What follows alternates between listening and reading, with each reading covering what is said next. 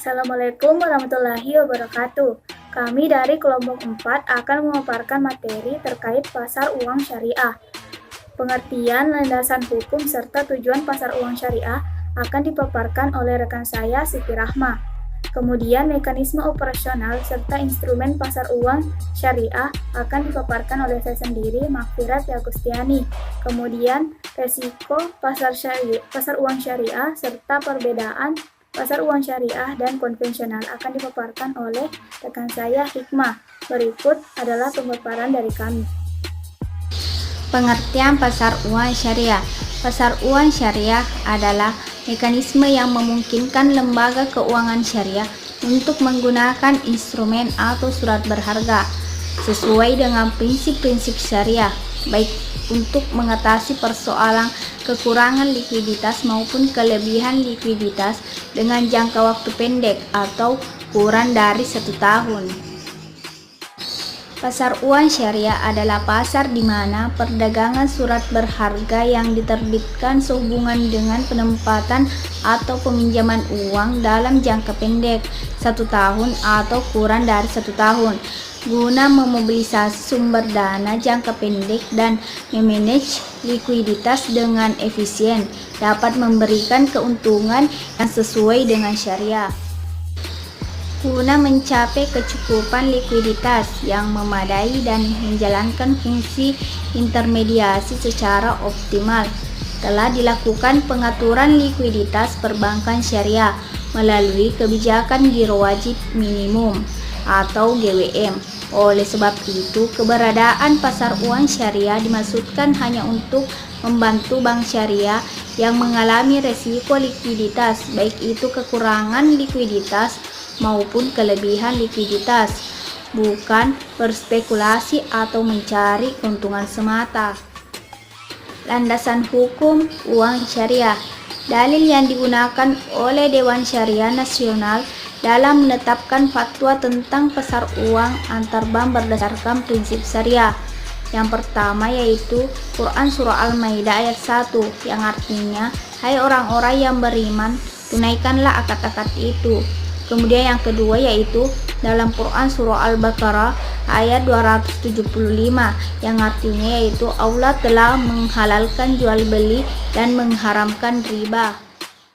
Yang ketiga yaitu hadis Nabi riwayat Tirmizi dari Amr bin Auf, kaum muslimin terikat dengan syarat-syarat yang mereka buat kecuali syarat mengharamkan yang halal atau menghalalkan yang haram. Yang keempat yaitu hadis riwayat Muslim, Tirmizi, An-Nazal, Abu Daud dan Ibnu Majah dari Abu Hurairah. Rasulullah Shallallahu Alaihi Wasallam melarang jual beli yang mengandung gharar. Kemudian yang kelima yaitu hadis Nabi riwayat Ibnu Majah dari Ubadah bin Samit, riwayat Ahmad dari Ibnu Abbas dan riwayat Imam Malik dari Yahya, tidak boleh membahayakan orang lain dan menolak bahaya dengan bahaya.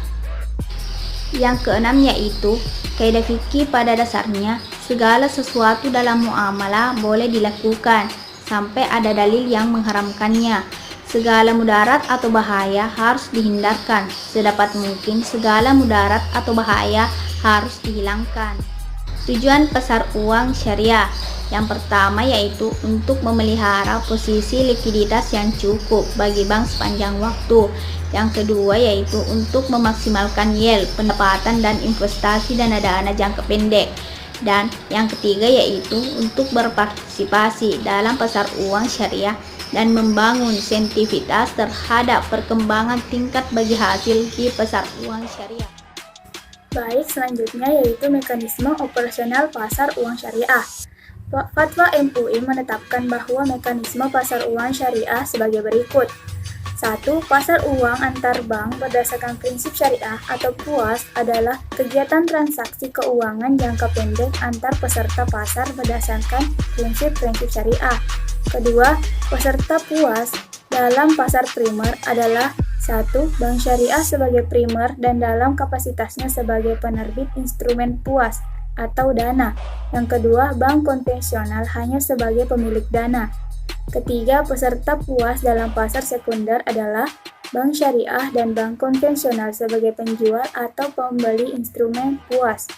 Keempat, sertifikat PUAS adalah instrumen bukti kepemilikan investasi yang ditransaksikan dalam PUAS. Kelima, pialang adalah perantara perdagangan sertifikat PUAS yang mendapatkan izin dari Bank Indonesia. Yang keenam, dalam pasar primer, penerbitan sertifikat PUAS dapat dilakukan dengan akad mudharabah dan musyarakah. Ketujuh, bagi hasil sertifikat PUAS yang diterbitkan berasal dari aset yang menjadi dasar penerbitan, baik aset yang memiliki imbalan hasil tetap maupun aset yang memiliki imbalan hasil tidak tetap, sesuai dengan akad. 8. Sertifikat PUAS dapat dialihkan kepemilikannya sebelum jatuh tempo. Kesembilan, dalam pasar sekunder, transaksi yang dilakukan untuk pengalihan sertifikat PUAS dapat menggunakan akad jual beli atau BAI dengan harga yang disepakati. 10. Penjual sertifikat PUAS dapat berjanji atau wa'ad untuk membeli kembali sertifikat tersebut pada harga yang disepakati di awal. 11. Dalam hal janji untuk membeli kembali tidak dipenuhi, maka penjual akan dikenakan sanksi. 12. Transaksi PUAS dapat dilakukan secara bilateral, melalui pialang, lelang, atau melalui mekanisme lainnya dengan masih berprinsip pada syariah. 13. Transaksi antara peserta PUAS dengan pialang menggunakan akad jualah. Selanjutnya yaitu instrumen pasar uang syariah. Yang pertama yaitu Sertifikat Bank Indonesia Syariah atau SBIS. Adalah surat berharga berdasarkan prinsip syariah berjangka waktu pendek dalam mata uang rupiah yang diterbitkan oleh Bank Indonesia. SBIS ditujukan sebagai salah satu instrumen operasi pasar terbuka dalam rangka pengendalian moneter yang dilakukan berdasarkan prinsip syariah. SBIS yang diterbitkan oleh Bank Indonesia menggunakan akad jualah. Yang kedua yaitu Repurchase Agreement atau Repo SBIS. Adalah transaksi pemberian pinjaman oleh Bank Indonesia kepada BUS atau UUS dengan SBIS. Ditujukan sebagai salah satu instrumen operasi pasar terbuka dalam rangka pengendalian moneter yang dilakukan berdasarkan prinsip syariah. Ketiga yaitu Surat Berharga Syariah Negara atau SBSN. Adalah surat-surat berharga berjangka pendek yang dapat diperjualbelikan secara diskonto dengan Bank Indonesia atau lembaga diskonto yang ditujukan oleh Bank Indonesia, yang diterbitkan berdasarkan prinsip syariah. SBSN, surat berharga negara yang diterbitkan berdasarkan prinsip syariah sebagai bukti atau sebagai penyertaan terhadap aset SBSN dalam mata uang rupiah. Mekanisme penatausahaan SBSN terdiri dari 3 kegiatan. 1. Settlement SBSN di pasar perdana. 2. Pembayaran imbalan atau nilai nominal SBSN. 3.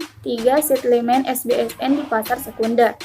Keempat, Repurchase Agreement Repo SBSN, di mana adalah transaksi penjualan SBSN oleh bank kepada Bank Indonesia dengan janji pembelian kembali sesuai dengan harga dan jangka waktu yang disepakati dalam rangka standing facilities syariah. Kelima, surat berharga lain yang berkualitas tinggi dan mudah dicairkan. Yang dimaksud surat berharga lain yang berkualitas tinggi dan mudah dicairkan adalah surat berharga dalam mata uang rupiah yang diterbitkan oleh badan hukum lain yang mempunyai peringkat tinggi berdasarkan hasil penelitian lembaga pemeringkat yang diakui Bank Indonesia, sebagaimana diatur dalam ketentuan Bank Indonesia mengenai lembaga pemeringkat dan peringkat yang diakui Bank Indonesia, dan sewaktu-waktu dengan mudah dapat dijual ke pasar untuk dijadikan uang tunai. Yang keenam yaitu pasar uang antar bank syariah, yaitu PUAS adalah kegiatan investasi jangka pendek dalam rupiah antar peserta pasar berdasarkan prinsip mudharabah, yaitu perjanjian penanaman dana dengan pengelola dana untuk melakukan kegiatan yang memperoleh keuntungan, dan keuntungan tersebut akan dibagikan kepada kedua belah pihak berdasarkan nisbah yang telah disepakati sebelumnya. Yaitu resiko pasar uang syariah. Resiko pasar uang syariah terdiri dari beberapa. Yang pertama yaitu resiko pasar, di mana resiko pasar yaitu resiko yang berkaitan dengan turunnya harga surat berharga dan tingkat bunga. Dan yang kedua yaitu resiko reinvestment, Nah, di mana risiko yang terjadi akibat turunnya tingkat bunga atau bagi hasil. Nah, yang ketiga yaitu risiko gagal bayar. Risiko yang terjadi akibat debitur tidak memenuhi kewajibannya sesuai janji. Yang keempat yaitu risiko inflasi. Risiko yang terjadi akibat kenaikan harga sehingga daya beli menurun. Nah, yang kelima yaitu risiko valuta. Risiko adanya yang perubahan terhadap kurs mata uang asing. Yang keenam yaitu risiko politik, yaitu risiko yang terjadi akibat perubahan peraturan yang mengakibatkan turunnya pendapatan suatu investasi. Nah, yang ketujuh yaitu risiko likuiditas, risiko yang apabila instrumen yang dimiliki sulit untuk dijual kembali sebelum jatuh tempo. Materi yang kedua yaitu mengenai perbedaan pasar uang syariah dan pasar uang konvensional. Nah, ada perbedaannya. Yang pertama itu pasar uang syariah tidak mendasarkan transaksinya pada suku bunga, melainkan pada pola bagi hasil. Sedangkan pasar uang konvensional seluruhnya mendasarkan transaksinya pada suku bunga. Nah, selanjutnya peserta pasar uang syariah meliputi bank syariah dan bank konvensional. Sedangkan peserta pasar uang konvensional hanya bank konvensional. Nah, peranti yang digunakan dalam pasar uang antar bank syariah adalah sertifikat investasi mudharabah antar bank atau IMA. Sedangkan peranti yang umum digunakan dalam pasar uang antar bank konvensional adalah promis dan promisari. Nah, selanjutnya itu sertifikat investasi mudharabah antar bank IMA sebagai peranti utama pasar uang antar bank syariah hanya dapat dialihkan satu kali, sedangkan terhadap promes dapat dipindahkan dengan berulang kali selama belum jatuh tempo. Nah, dalam perhitungan imbalan peranti pasar uang antar bank syariah tidak mengikutsertakan sama sekali komponen utama perhitungan imbalan dalam pasar uang antar bank konvensional. Perbedaan selanjutnya di mana risiko yang timbul dari aktivitas transaksi pada pasar uang syariah relatif jauh lebih kecil daripada risiko transaksi pasar uang konvensional.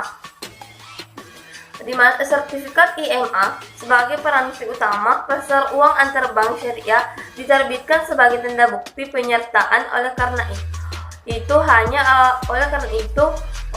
hanya dapat dipindahankan satu kali. Sedangkan promise merupakan suatu negotiable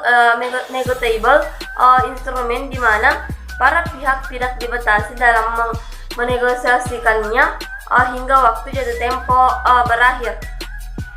Itulah tadi pemaparan kami terkait pasar uang syariah. Lebih dan kurangnya mohon dimaafkan. Wassalamualaikum warahmatullahi wabarakatuh.